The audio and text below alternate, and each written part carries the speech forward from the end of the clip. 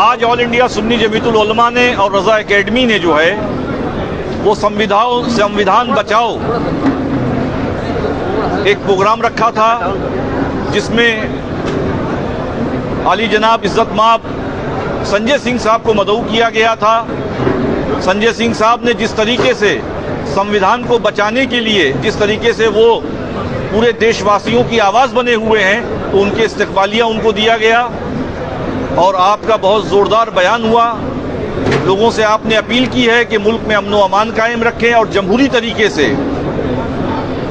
कानून के दायरे में रहते हुए पुरअमन एहतजाज संविधान को बचाने के लिए करते रहें। ये हमारा लीगल पैनल इस पे काम कर रहा है, एडवोकेट रिजवान मर्चेंट साहब की रहनुमाई में, एडवोकेट शुबेल फारूक साहब की रहनुमाई में इंशाअल्लाह हम कानूनी चाराजोई आखिरी दम तक करते रहेंगे। शुक्रगुजार हूँ कि उन्होंने ये मीटिंग रखी और मुझे इतनी इज्जत दी। दूसरी बात कि इस वफ़्त की जेपीसी में मैं था और हमने पार्लियामेंट में भी इस बिल का विरोध किया। ये हिंदुस्तान की खूबसूरती है, ये इस देश के सेकुलरिज्म की मजबूती है कि लोकसभा में 232 वोट इस बिल के खिलाफ पड़े, जिसमें सिर्फ 24 मुसलमान थे।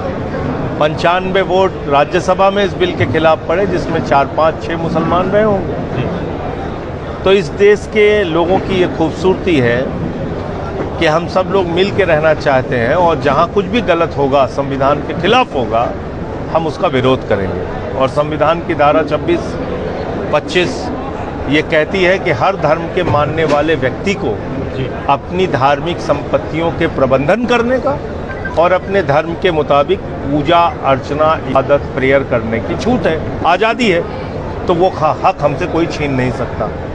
दूसरी बात, इस बिल में बहुत सारी ऐसी बातें लिखी हुई हैं जिसका न तो कोई सिर है न कोई पाँव है।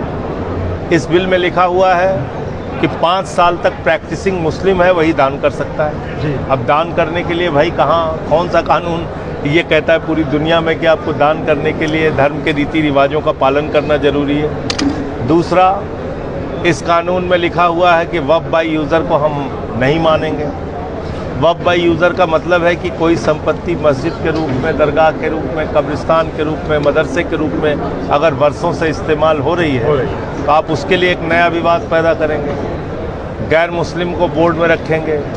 ये सब तमाम ऐसे विवादित पॉइंट हैं जिसके खिलाफ हम लोगों ने सदन में भी बोला था और इस बिल के खिलाफ जेपीसी के सामने भी अपनी रिपोर्ट हम लोगों ने दी थी, अपना विरोध दर्ज कराया था।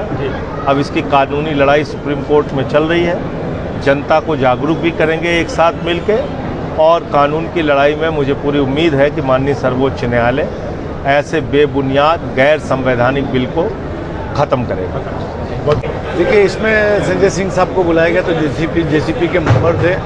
मुसलमानों को, हमारी कम्युनिटी को पूरी तरीके से जो चीज़ें नहीं मालूम थी उसको डिटेल से उन्होंने रखा कि संविधान के दायरे में हमको लड़ाई लड़ना और संविधान में हमारा अधिकार है।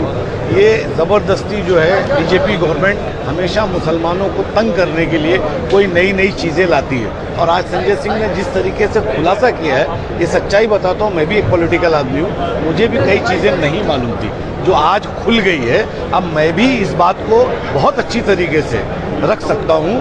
तो ये बात अच्छा हुआ कि यहाँ पूरे बम्बई के लोग इस वक्त मौजूद हैं, सारे बम्बई के ट्रस्टियान, हर मस्जिद के। तो एक अच्छी बात हो गई कि लोगों के सामने इसमें बड़ा खुलासा हो गया कि किस तरीके से शाहनवाज हुसैन बीजेपी के एमपी थे, किस तरीके से क्या नाम है मुख्तार अहमद नकवी थे, किस तरीके से ये पास हुआ। सारी हमारे रिकॉर्ड्स वहाँ दर्ज हैं। उसके बावजूद भी हमको परेशान करने के हो तो संजय सिंह का शुक्रिया अदा करना चाहते हैं हम कि उन्होंने यहाँ आके और जिस तरीके से पूरा इसका ऑपरेशन किया है, इससे हम मुसलमानों को काफ़ी वो हुई और हमको बताया गया कि हमारी आज़ादी में क्या भागीदारी, हमको कौन सी किताबें पढ़ के अब बात करना चाहिए। इन जो भाजपा के जो टट्टू लोग हैं और जो इनके जो